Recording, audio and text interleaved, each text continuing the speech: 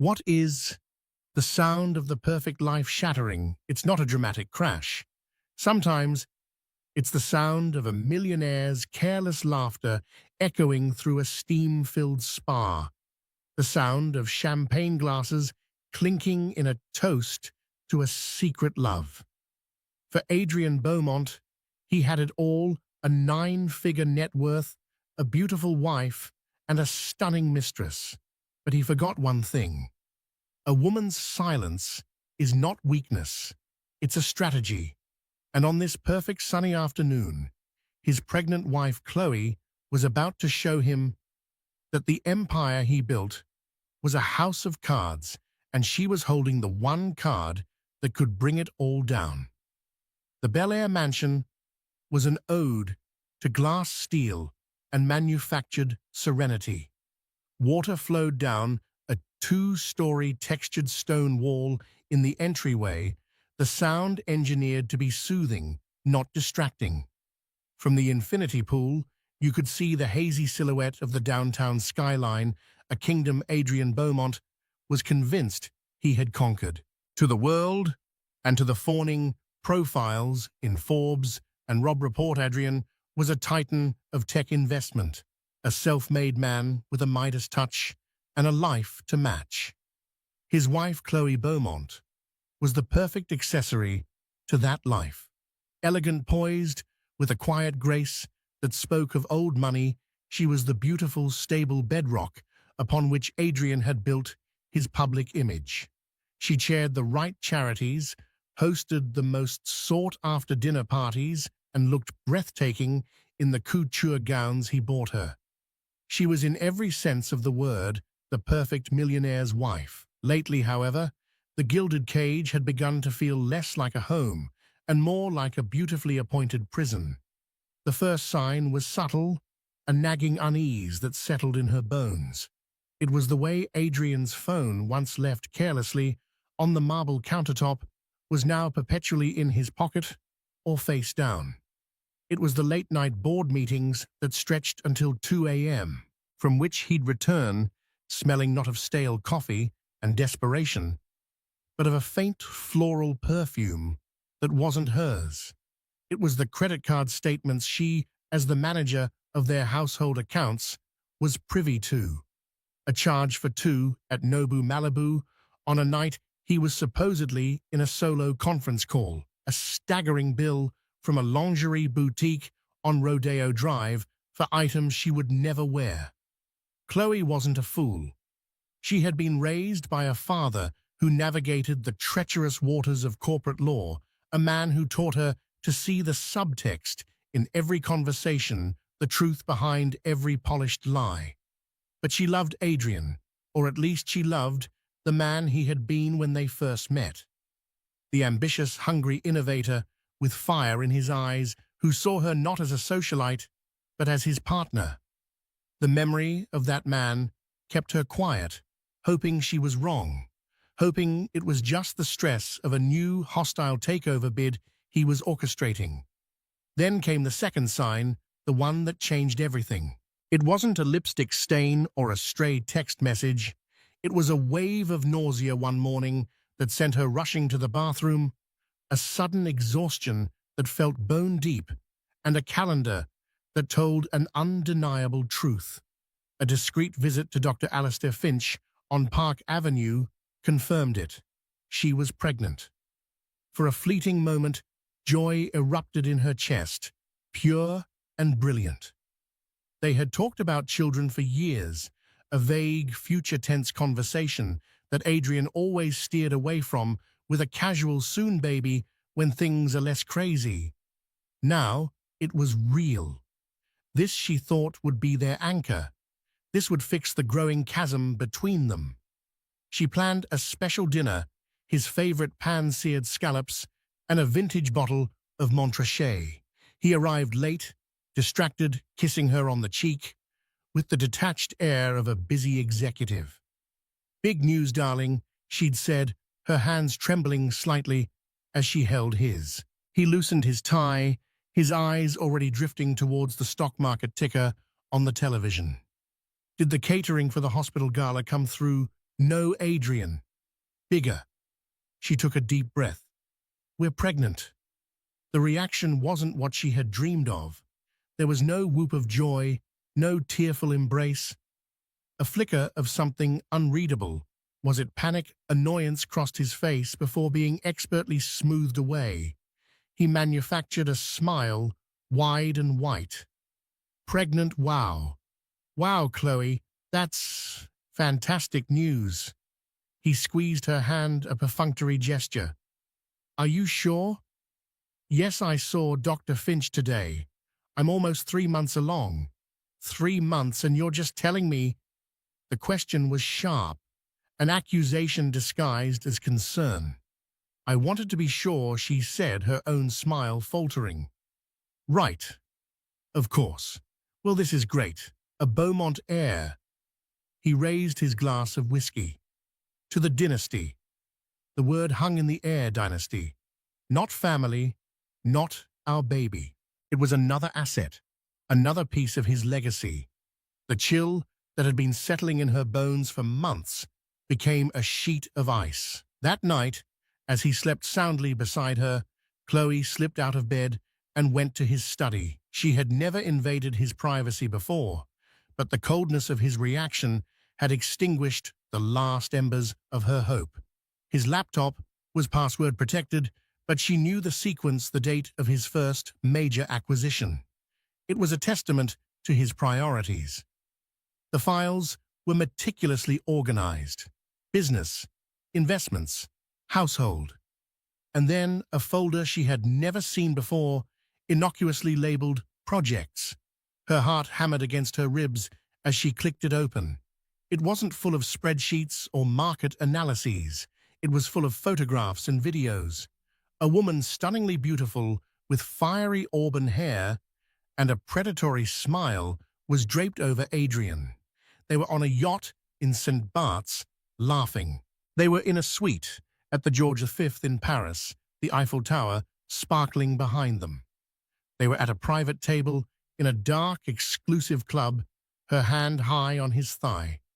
And there were receipts, a lease agreement for a penthouse apartment in Century City, a wire transfer confirmation for $50,000, the memo line reading "For my angel," a digital receipt for a Patek Philippe watch, a ladies' model purchased 2 weeks ago. The woman's name was on the lease agreement, Isabella Rossi. A quick shaking search on Instagram revealed a public profile filled with curated luxury. There she was wearing the watch. There she was posing in the penthouse with a caption that read, "Home is where the heart is. So grateful for my king." Chloe felt the world tilt on its axis. The nausea that rose in her throat had nothing to do with her pregnancy. This wasn't a fleeting mistake. This was a parallel life. Adrian hadn't just cheated.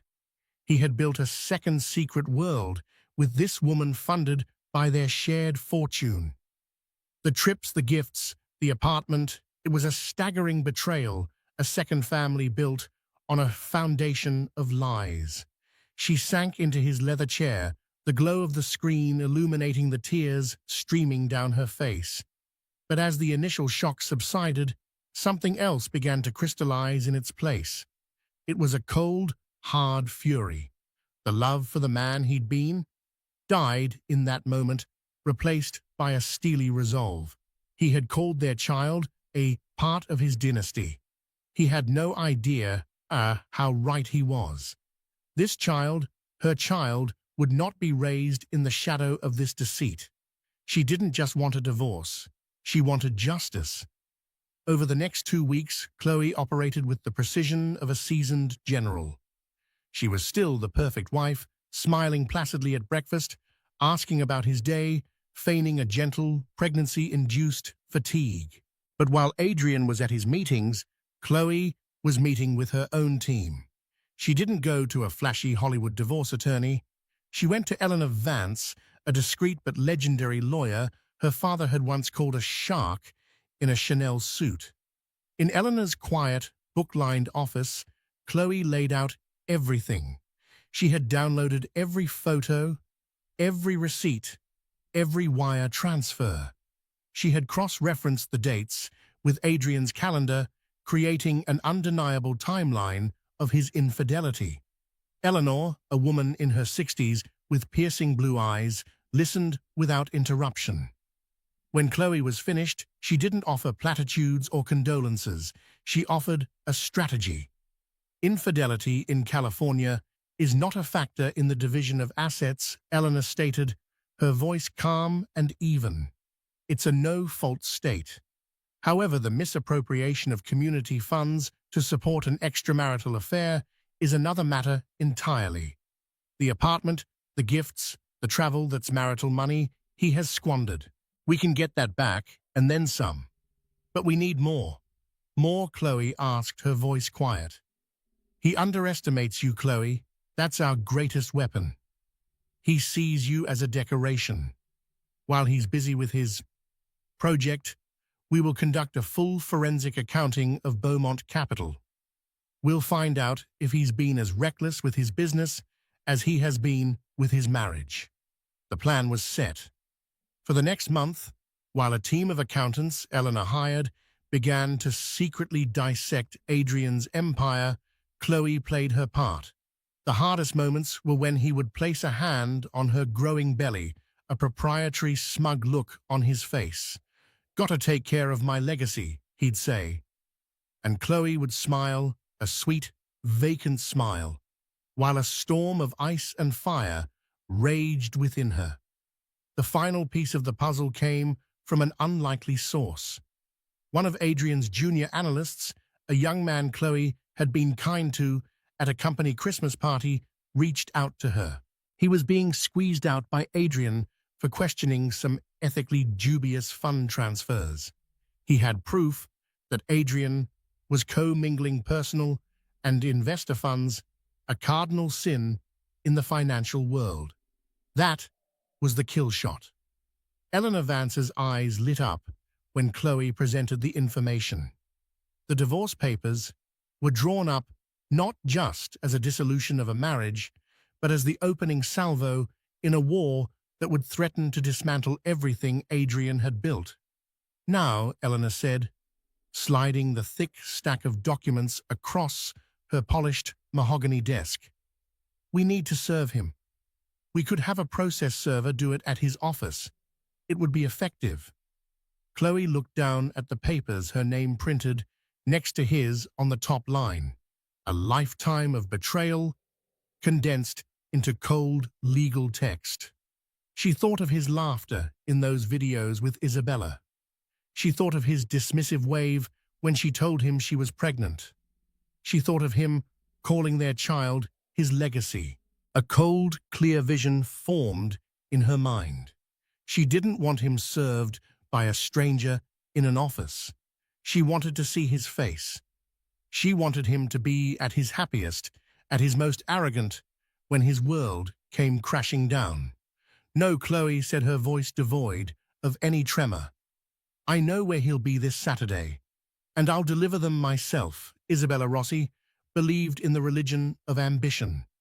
Her temple was the reflection in the mirror, and her prayers were whispered affirmations of her own worth. She wasn't born into the world of luxury she now inhabited. She had clawed her way into it with manicured nails, a brilliant smile, and an almost sociopathic understanding of the male ego. To her, men like Adrian Beaumont were not partners. They were opportunities, stepping stones on a path to a life of permanent, unassailable security. Her penthouse in Century City was her sanctuary and her trophy case. The rent was astronomical, but Adrian paid it without a second thought. The closets were filled with designer clothes. He'd bought her the jewelry box, held the Patek Philippe he'd gifted her, and the view from the floor-to-ceiling windows was a constant reminder of how far she'd come from the cramped apartment in the valley she'd shared with two other aspiring actresses. Isabella was a student of her craft. Before she ever met Adrian, she had studied him. She read his interviews, learned about his business, and understood his vulnerabilities. He wasn't old money. He was a conqueror who needed his conquests validated. He craved adoration, not partnership. He wanted a woman who was a reflection of his success, dazzling, exotic, and entirely dependent on him. She played the part to perfection. With Adrian, she was never tired, never difficult, never anything but a vessel of pure, uncomplicated pleasure and admiration. She listened with rapt attention as he boasted about a corporate raid, her eyes wide with manufactured awe. She praised his genius, his ruthlessness, his vision. She made him feel like the king he so desperately wanted to be, a feeling he clearly wasn't getting from his Ice Queen wife, as he sometimes called Chloe in moments of drunken candor. "She's a good woman," he'd slur, swirling a ridiculously expensive cognac in his glass. "A good mother for my heir. Stable. That's the word. Like a well-managed bond. But you, Bella, you're the IPO. You're the explosion. The risk and the reward." Isabella would simply smile, tracing the rim of his glass with her finger. "She doesn't understand what it takes to be a man like you, Adrian." "I do." She knew about the pregnancy. Adrian had told her the day after Chloe's announcement, his tone a mixture of irritation and resignation. Isabella had performed her role flawlessly, her face falling into a mask of exquisite pain. "A baby," she'd whispered, her voice breaking artfully. "Oh, Adrian, what does this mean for us?" He had gathered her in his arms, stroking her hair. "It means nothing changes for us. This is you and me, Bella. The baby. It's a dynastic necessity. It secures the legacy. But you," he said, tilting her chin up, "you are my life. As soon as this takeover is complete, I'm going to start the process. I'll leave her. You and I will be together properly." It was the same promise he'd been making for 6 months, but the pregnancy added a new urgency to Isabella's timeline. A baby complicated things. It tied him to Chloe in a way that was permanent and, more importantly, financial. An heir could siphon off millions, diluting the fortune Isabella had come to see as rightfully hers. She had to accelerate her own plans. "You promise, Addie," she'd said, her eyes welling with crocodile tears, "because I don't think I can stand sharing you for much longer, especially now." "I promise," he'd said, his voice thick with a passion he reserved only for her. "I'm going to give you everything you deserve." This Saturday was a celebration of that promise. He had just closed the initial stage of the hostile takeover, a brutal, brilliant move that had netted his firm a controlling interest in a rival tech company. He was high on the victory, feeling invincible. "We're going to the peninsula," he'd told her on the phone, his voice buzzing with energy. "Couples massage, champagne by the rooftop pool. We'll celebrate us, my real partner in crime." Isabella chose her outfit with the care of a surgeon. A white string bikini that showcased her impossibly toned body, a sheer silk caftan that hinted at what was underneath, and oversized Chanel sunglasses that added an air of untouchable glamour. She was the fantasy, the escape, the living embodiment of everything his sterile life with Chloe was not. She met him in the private bungalow suite at the spa. The air was thick with the scent of eucalyptus and lavender. He was already there, a bottle of Dom Perignon on ice. He greeted her with a hungry kiss, his hands roaming her body with a sense of ownership she both encouraged and resented. "There's my goddess," he murmured against her neck. "Congratulations, my titan," she purred, holding his face in her hands. "You did it. I never doubted you for a second." The massages were a blissful blur of hot stones and fragrant oils. Afterward, Wrapped in plush white robes, they made their way to a secluded cabana by the rooftop pool. The California sun was a warm blanket, the sky a perfect cloudless blue. From here, the city sprawled beneath them, a testament to power and wealth. Adrian was in his element, holding court for an audience of one. He recounted the details of his business victory, his voice loud and confident. He laughed, a booming, arrogant sound that made heads turn at the other cabanas. You should have seen their faces, Bella. The board of directors, they looked like they'd seen a ghost. We came in, cleaned house. It was brutal. It was beautiful. Isabella laughed with him, a tinkling musical sound that was as practiced as her smile. And Chloe, is she happy about the win? She asked a strategic, venom-laced question designed to remind him of the contrast between his two worlds. Adrian waved a dismissive hand. Chloe, please, she probably thinks a hostile takeover is a badly managed dinner party. She'll be happy about the stock price, that's all she understands. He leaned in closer, his voice dropping to a conspiratorial whisper. She's been so tired lately. Moody, this pregnancy thing. It's a real drag, you know. All she does is sleep and talk about organic cotton for the nursery. He took a long sip of champagne, a cruel smirk playing on his lips. I come here with you and I feel alive. I go home and I feel like I'm visiting a museum. Isabella placed a perfectly manicured hand on his chest, her red nails a stark contrast to the white robe. Then maybe it's time to stop visiting the museum, darling. Soon, he said, kissing her fingers. Very soon. After this, nothing can stop us. His laughter boomed again, bouncing off the water of the pool. It was the sound of a man on top of the world, a man who believed he had bent reality to his will, a man who believed he could have his perfect wife, his perfect heir, and his perfect mistress, all coexisting in a universe of his own design. He was Adrian Beaumont, the invincible titan, laughing with his lover in the sun, utterly oblivious to the fact that his universe was seconds away from collapsing, and the architect of its destruction was walking towards him right now. He didn't see her at first. He was too engrossed in Isabella's adoring gaze, too wrapped up in the cocoon of his own ego. It was Isabella who stiffened, her smile freezing on her face. Her eyes, looking past Adrian's shoulder, widened almost imperceptibly.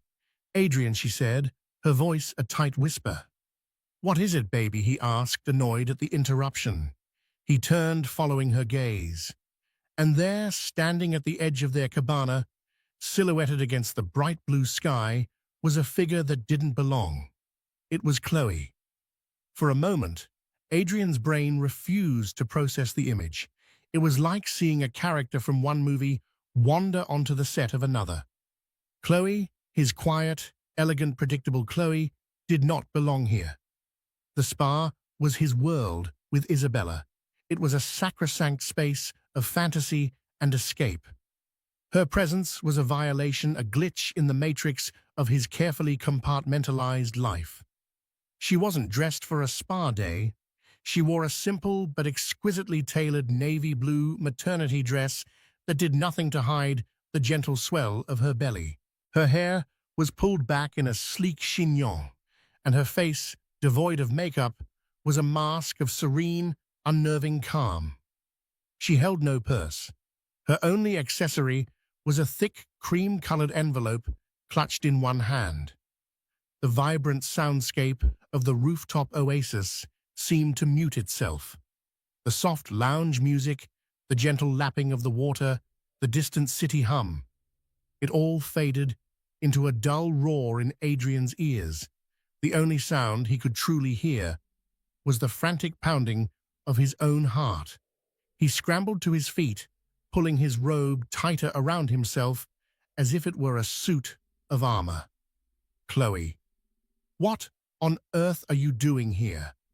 His voice was a harsh croak, a clumsy attempt at authority that was immediately undermined by the sheer panic in his eyes. Chloe's gaze was fixed entirely on him. She didn't even glance at Isabella, who sat frozen on the chaise lounge, her face a pale, slack-jawed mask of shock. She had mentally rehearsed facing off against a screaming, crying, hysterical wife. This cold, silent apparition was something she had not prepared for. "I could ask you the same thing," Chloe replied, her voice steady and clear, carrying easily in the sudden silence. It was not the voice of a hysterical victim. It was the voice of a woman in complete control. "But I don't need to. I already know." Adrian's mind raced, cycling through a Rolodex of potential lies, excuses, and deflections. A business meeting, a chance encounter, but the sight of them wrapped in spa robes, champagne glasses in hand, rendered any lie absurd. He was caught, utterly and completely. "Now listen, Chloe, this isn't what it looks like." He began, the most pathetic and cliché of all defenses falling from his lips before he could stop it. Chloe took a slow, deliberate step forward, entering the shaded space of the cabana. The air grew thick, charged with unspoken history and imminent devastation. She finally allowed her eyes to drift towards Isabella, a quick, dismissive glance that was more insulting than any tirade. She took in the string bikini, the perfect body, the manufactured glamour. It was a look that said, "This is what you chose. This is what you thought was better." Isabella flinched as if she'd been struck. "Don't you dare speak to me, Adrian," Chloe said, her attention snapping back to her husband. "Don't you dare insult my intelligence by trying to lie your way out of this. Not anymore." She took another step, stopping directly in front of the small table that separated the two chaise lounges. With a calm, fluid motion, she placed the thick envelope on the table right next to the sweating bottle of Dom Perignon. The sound of the paper on the glass was a soft thud, but it echoed in the silence like a gunshot. Adrian stared at the envelope as if it were a venomous snake. "What is that?" "It's the end of your dynasty," Chloe said, her voice dropping to a near whisper, yet laced with steel. "It's the end of us. It's the end of the illusion you've worked so hard to maintain."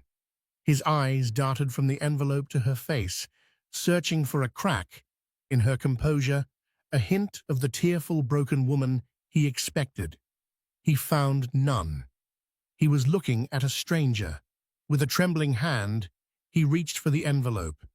His arrogance, his confidence, his feeling of invincibility had evaporated under the relentless California sun, leaving behind a raw, exposed nerve of fear. He tore it open, his movements clumsy. He pulled out the thick stack of papers. The top page was a summons. His eyes scanned the legal jargon, but one phrase leaped out at him, seared into his brain: "Petition for dissolution of marriage." And below it, the names: petitioner Chloe Beaumont, respondent Adrian Beaumont. He felt the blood drain from his face. A wave of dizziness washed over him. He stumbled back, sinking onto the edge of his chaise lounge. "Divorce," he whispered the word, sounding foreign and absurd. "Chloe, you can't be serious. We're having a baby. You're emotional. It's the hormones." A single sharp laugh escaped Chloe's lips. It was a sound devoid of any humor, a brittle, sharp shard of sound. "The hormones. You stand here half-naked with your mistress after I discovered you've been funding her entire life with our money for over a year, and you want to blame my hormones." She gestured towards Isabella. "Did you use our money to pay for her apartment, Adrian, for her watches, for her trips to Paris? Did you think I was just a stupid decorative doll who wouldn't notice $500,000 missing from our accounts?" Adrian was speechless. His mouth opened and closed, but no sound came out. the forensic accounting. She knew everything. Isabella, seeing her fantasy life crumbling before her eyes, finally found her voice. "He loves me," she shrieked, rising to her feet and clutching her own robe around her. "He was going to leave you." Chloe turned her head slowly to face her. "He was never going to leave me," she said, her voice dripping with pity and contempt. "Men like Adrian don't leave their wives. They just acquire new hobbies. You were a hobby, Isabella, an expensive, depreciating asset, and your value just plummeted to zero." She then turned her gaze back to her husband, who was frantically flipping through the pages, his face growing paler with every sheet he read. He saw the exhibits copies of the wire transfers, the lease agreement, the photographs. It was all there, a meticulously compiled dossier of his betrayal. This is insane," he stammered. "We can talk about this. We can work this out. I'll end it with her. Right now. It's over." He looked at Isabella with cold, dead eyes. "Get out." Isabella stared at him, her mouth agape. "What, Adrian, you promised me? Get out," he roared, his voice cracking with desperation. But Chloe just shook her head slowly, a sad final smile touching her lips. "Oh, Adrian, you still don't get it, do you? This isn't a negotiation. This isn't me giving you an ultimatum." She placed a hand on her own stomach, a gesture of both protection and power. "This is a notification. You and I are finished. Your life as you know it is over. I suggest you read the rest of that petition very carefully, especially the part about the forensic audit of Beaumont Capital and the motion to freeze your assets pending the investigation into fraudulent use of investor funds." Adrian froze the papers, trembling in his hand. Fraudulent use of investor funds. The words hit him like a physical blow, knocking the air from his lungs. It was his deepest, darkest secret, the line he had crossed, to fund his meteoric rise. He looked up at her, and for the first time, he saw her. Not the quiet wife, not the socialite, not the mother of his heir. He saw the woman who had stood by him when he had nothing. He saw the woman whose family money had provided the seed capital for his first venture, a fact he had conveniently erased from his self-made narrative. And he saw the woman who was now going to take it all away. "Chloe, please," he begged, the last vestiges of his pride dissolving into sheer terror. "Don't do this. The papers are filed, Adrian," she said, her voice softening, not with pity, but with the quiet finality of a chapter closing. "Eleanor Vance will be in touch with your lawyer, if you even have one, who will take your case after this." Without another word, she turned and walked away. Her posture was perfect, her steps even and unhurried. She didn't look back. She walked past the stunned onlookers, through the hushed spa lobby, and out into the bright sunlight, leaving the smoldering wreckage of her husband's life behind her. Adrian Beaumont, the titan of tech, sat in his bathrobe, holding the ruins of his world in his hands. The champagne was getting warm.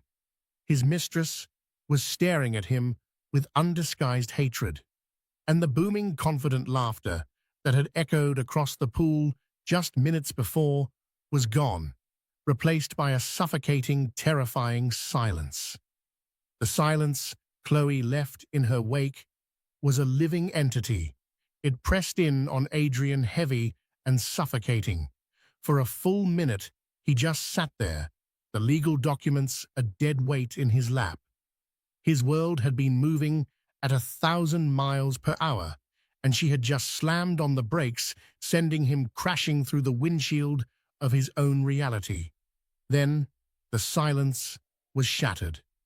Fraudulent use of investor funds. Isabella's voice was shrill, laced with a panic that had nothing to do with lost love and everything to do with lost revenue. What the hell was she talking about? Adrian freeze? Your assets? What does that mean for me? For the penthouse? For everything you promised me? Adrian looked up at her, but he didn't truly see her. He saw the embodiment of his own catastrophic stupidity. The beautiful, thrilling distraction had just become Exhibit A in the trial of his downfall. The $50,000 wire transfers, the lease he co-signed, the credit card bills, it was a paper trail leading directly to his ruin. "Shut up, Isabella," he muttered, his voice hoarse. "Just shut up."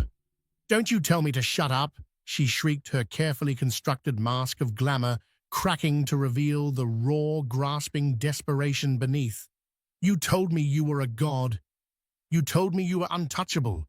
You swore to me that woman was nothing but a placeholder, and you believed me." Adrian snapped back, a bitter self-loathing anger rising in him. "You thought this was a fairy tale. You knew exactly what this was. It was a transaction.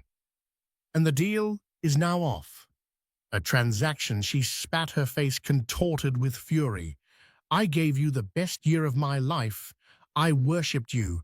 And for what, to be left with nothing while your little pregnant wife takes you to the cleaners? Oh no, no, no, no. You are going to pay me what you owe me.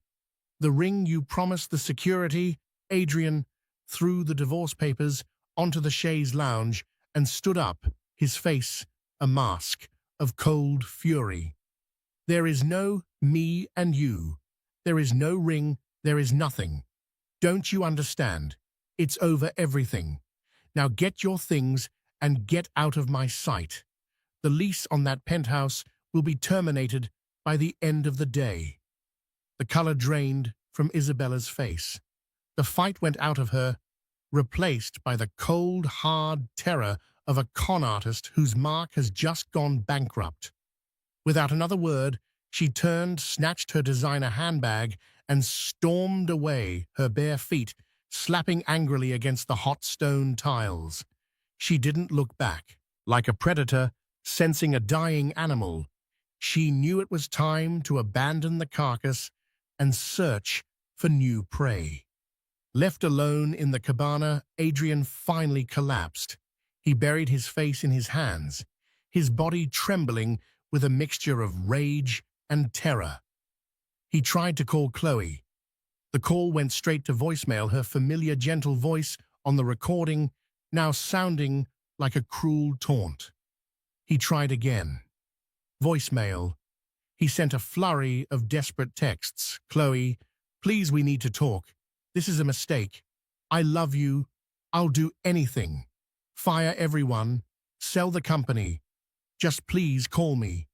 The three small dots indicating she was typing appeared, and his heart leaped with a desperate hope. Then they vanished. A moment later, a single sterile message appeared, blocked. He then called his lawyer, Arthur Chen, a man whose primary job was to make problems disappear. "Arthur, we have a problem. A big one," Adrian said, his voice ragged. "Chloe served me divorce papers." There was a pause on the other end. "Okay, Adrian. It's unpleasant, but manageable. We'll respond. Start negotiations." "No, you don't understand." Adrian cut in, his voice rising in panic. "She has Eleanor Vance, and she knows Arthur. She knows about the co-mingling. She mentioned freezing my assets. She has proof." The line went silent for a very long time. When Arthur finally spoke, his calm corporate voice was gone, replaced by a new grave tone. "Adrian, do not say another word on this phone. Do not text anyone. Do not email anyone. Go home, get your passport, and wait for me. We are no longer in damage control. We are in survival mode." The drive back to the Bel Air mansion was a surreal nightmare. The city he had viewed as his kingdom just an hour before now felt alien and hostile. Every traffic light seemed like a judgment, every skyscraper a silent witness to his hubris. When he walked through the massive front door, the house was eerily silent. The soothing sound of the water wall now seemed to mock him. He called out Chloe's name, but only the echo answered. He walked through the cavernous rooms. On their bed, the indentation of her head was still on her pillow, but her closet was half empty. Her jewelry box was gone. The personal photographs of her family on the mantelpiece had vanished. She had been planning this for weeks, maybe months. The realization hit him with the force of a physical blow. Her quietness, her fatigue, her gentle smiles, it hadn't been weakness or distraction. It had been a strategy. She had been observing, gathering, and planning his execution while he was wining and dining her replacement. He hadn't just underestimated her, he had failed to see her at all. Over the next 48 hours, Adrian's world unraveled with breathtaking speed. The motion to freeze his assets was granted by an emergency judge, citing the overwhelming evidence of his intent to defraud his wife and potentially his investors. His bank accounts were locked. His corporate credit cards were declined. The news hit the financial wire services on Monday morning. Beaumont Capital founder Adrian Beaumont sued for divorce, accused of fraud. His phone exploded. Investors, board members, journalists, everyone wanted a piece of him. His board of directors called an emergency meeting and demanded his immediate resignation as CEO. His partner's men, he had made millions with, refused to even take his call. The empire he had built on charisma and fear crumbled in less than 2 business days because the foundation of trust was gone. The most humiliating blow came from a source he never anticipated. Part of the evidence Chloe and Eleanor had submitted was an analysis of Beaumont Capital's origins. It proved with bank statements and legal documents from over a decade ago that the initial $2 million seed investment that launched his first successful fund had not come from a syndicate of angel investors, as he had always claimed in his myth-making interviews. It had come directly from a trust controlled by Chloe's father, a quiet, pre-marital investment to help his future son-in-law get on his feet. The self-made man was a fraud, built on the money of the very family he had betrayed. The story was irresistible to the press. He was no longer a fallen titan, he was a pathetic grifter. Forced out of his own company and locked out of his own fortune, Adrian was adrift. He was forced to move out of the Bel Air mansion and into a sterile corporate apartment paid for by the pittance the court allowed him for living expenses. The Rolls-Royce was repossessed. The endless stream of sycophants and admirers vanished overnight. He was left with nothing but his own echoing thoughts and the crushing weight of his arrogance. He spent his days in a haze of fury and disbelief, pacing the small apartment like a caged animal. He replayed the scene at the spa over and over in his mind. He saw Chloe's calm, determined face, heard her steady voice delivering his death sentence. How had he missed it? How had he been so blind to the steel that lay beneath her soft exterior? He had seen her as a beautiful, passive part of his life's portfolio, an asset that provided stability and social grace. He had never once considered that she was the one person in the world who had the power to burn it all to the ground. He had handed her the matches and the gasoline and then laughed while she built the pyre right under his feet. He had thought he was the king, but he had only ever been the court jester in her quiet, patient tragedy. And the final act was about to begin. The deposition room was cold and impersonal, a beige box designed to strip away all pretense. Adrian sat at one end of the long mahogany table, flanked by a shell-shocked Arthur Chen. He looked like a shadow of his former self. The bespoke suits had been replaced by a rumpled off-the-rack shirt. His face was pale and unshaven, and the confident swagger was gone, replaced by a haunted, hunted look in his eyes. Across from him sat Eleanor Vance, radiating an aura of calm, predatory power. Next to her was Chloe. If Adrian looked diminished, Chloe looked luminous. Pregnancy agreed with her. Her skin glowed and her eyes, clear and focused, held a strength that seemed to draw from an infinite well. She wore a simple cream-colored dress, her hand resting almost constantly on her belly. The sight of her so serene and powerful in the wreckage of his life was a fresh torment for Adrian. "Let's begin," Eleanor said, her voice cutting through the tension. "Mr. Beaumont, let's talk about the initial capitalization of Beaumont Capital. In numerous public interviews, you've described yourself as a self-made man. Could you please recount for us the story of how you secured your initial seed funding?" Arthur Chen shifted uncomfortably. "Objection. Relevance. It's highly relevant, counsel," Eleanor countered smoothly, "as it pertains to the fraudulent misrepresentation of assets from the very inception of the marital estate. I'll ask again, Mr. Beaumont. Tell us about the syndicate of angel investors." Adrian's jaw tightened. He glared at Chloe, who met his gaze without flinching. "I secured funding from various private sources." He mumbled the lie, tasting like ash in his mouth.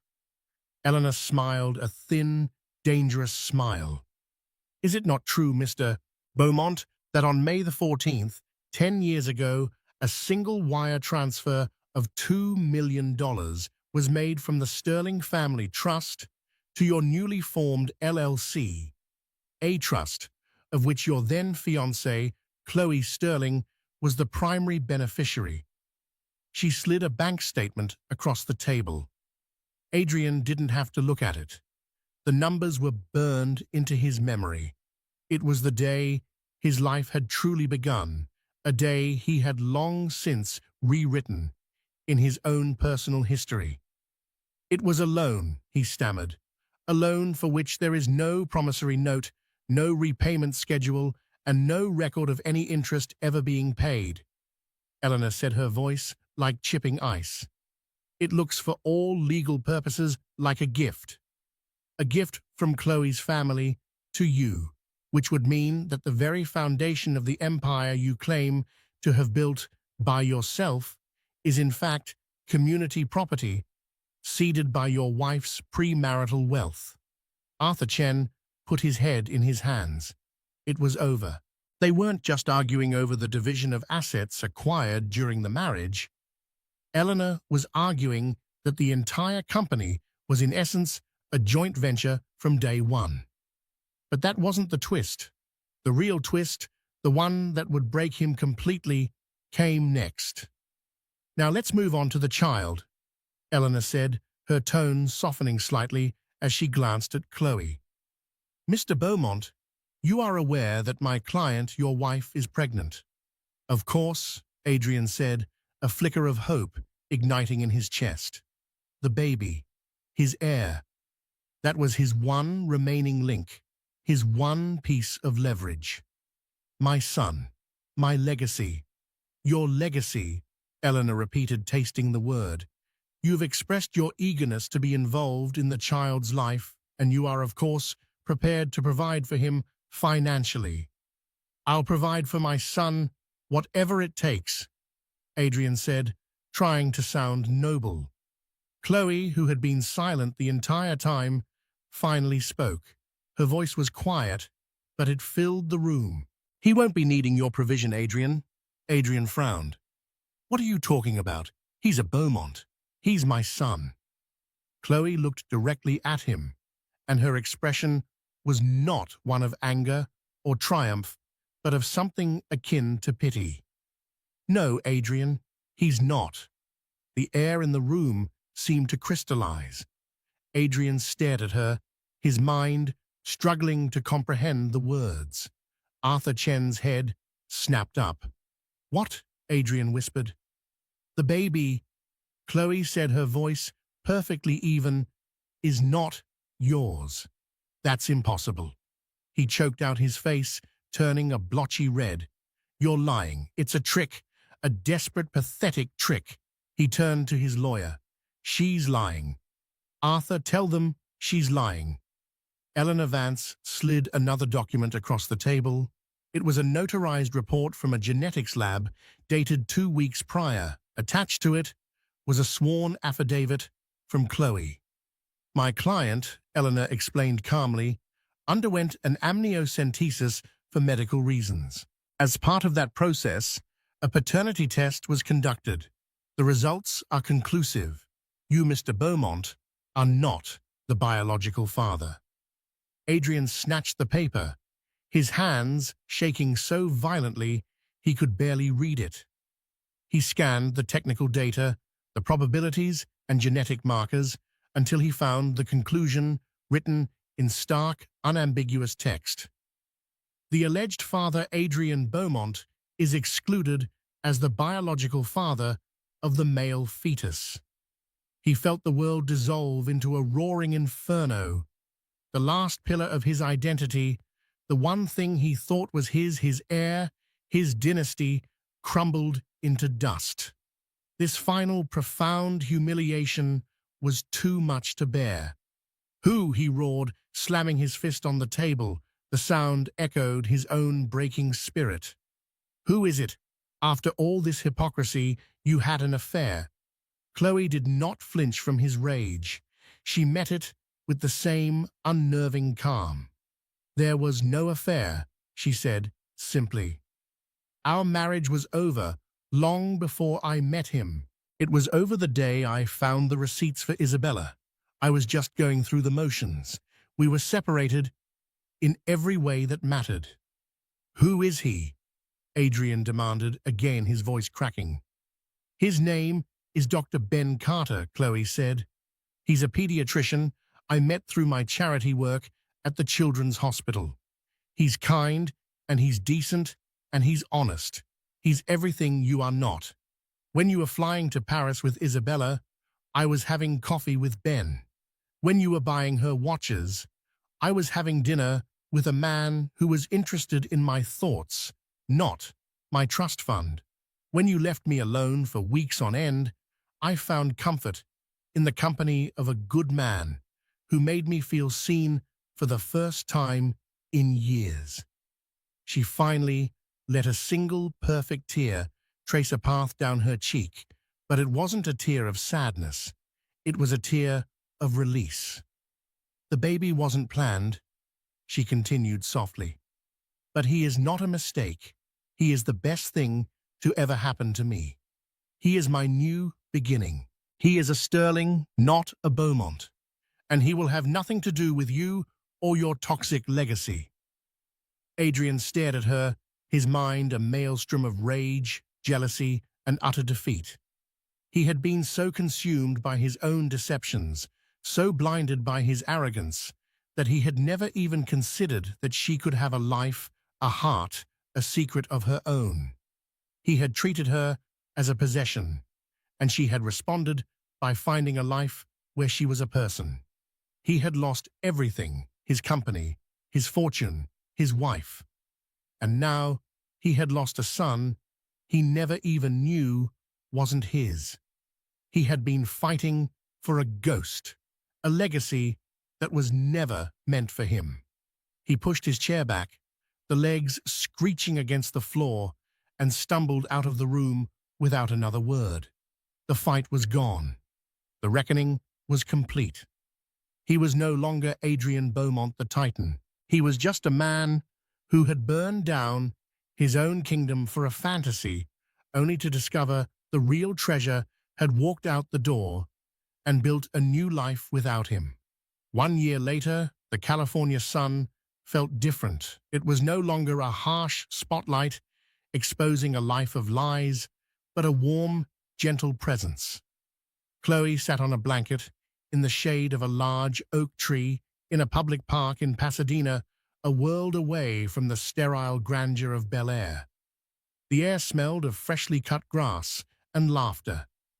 In her arms, 6-month-old Leo gurgled happily, his chubby fingers grabbing at a stray strand of her hair.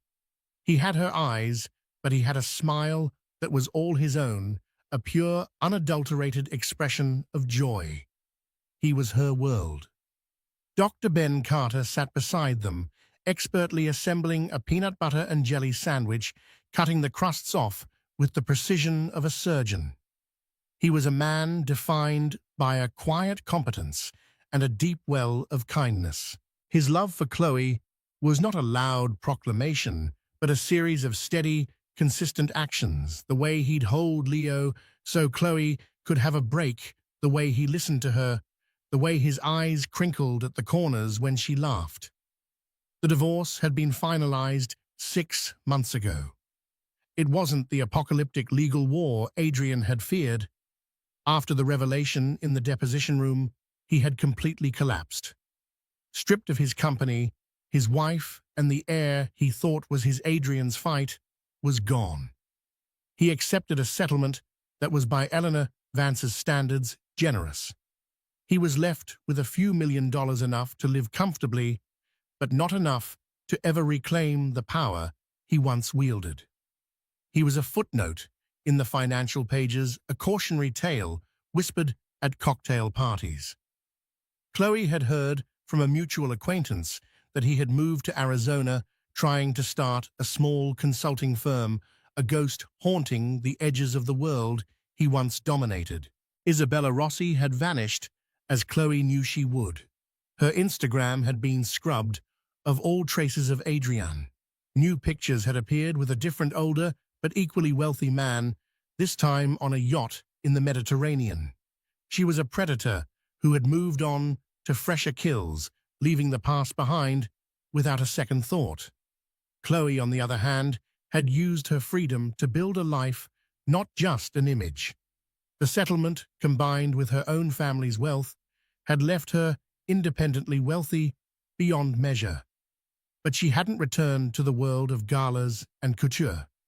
She had sold the Bel Air mansion, the proceeds of which she used to establish the Leo Foundation, a non-profit dedicated to providing elite medical care for underprivileged children, with Ben serving on the board of directors.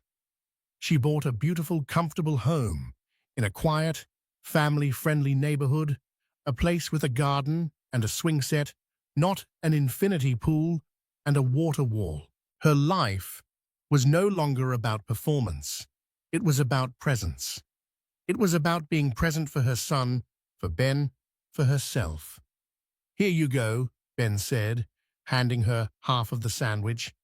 "A culinary masterpiece." Chloe smiled, a genuine, easy smile that reached her eyes. "You're a lifesaver." "Just paying my dues to the CEO," he teased. They sat in comfortable silence for a moment, watching Leo discover his own feat with wide-eyed wonder. It was a simple, perfect moment, worth more than all the diamonds and private jets in the world. "Did you hear back from the city about the new clinic space?" Ben asked. "Eleanor is handling the final paperwork," Chloe said. "She still calls to check in on me. I think she's more invested in Leo's future than my own father." "She saw you through the fire," Ben said, his voice soft. "She knows how strong you are." Chloe looked down at her son. The fire. It felt like a lifetime ago. She remembered the cold fury, the meticulous planning, the icy calm she had felt walking into that spa. She had been a woman forged in the crucible of betrayal, and she had emerged not scarred, but tempered. She had done what she had to do, not for revenge, but for survival. For Leo. She had learned the hardest lesson of all, that sometimes the only way to build a new life is to burn the old one to the ground. She had walked out of the ashes, not alone, but with the future cradled in her arms. As the sun began to dip lower, casting long shadows across the park, Ben put his arm around her. Leo leaned his head against her chest, his breathing soft and even as he drifted to sleep. Chloe rested her head on Ben's shoulder, a profound sense of peace settling over her. She had once been Mrs. Adrian Beaumont, the perfect accessory to a hollow dynasty. Now, she was just Chloe, a mother, a philanthropist, a partner to a good man. She was free, and in the quiet, happy rhythm of her new life, she had found a wealth that could never be measured on a balance sheet. From the pristine facade of a Bel Air mansion to a sun-drenched park, Chloe Beaumont's journey shows us that true strength isn't about the life you project, but the one you have the courage to build for yourself. She transformed the deepest betrayal into a catalyst for an authentic new beginning, proving that the most powerful empires are not built of glass and steel, but of resilience, integrity, and love. Her story is a powerful reminder that it's never too late to walk away from a gilded cage and find your own sky. If Chloe's story of resilience and reclaiming her power resonated with you, please give this video a like and share it with someone who might need to hear it. And don't forget to subscribe and hit the notification bell for more dramatic stories of justice reckoning and incredible new beginnings. Thank you for watching.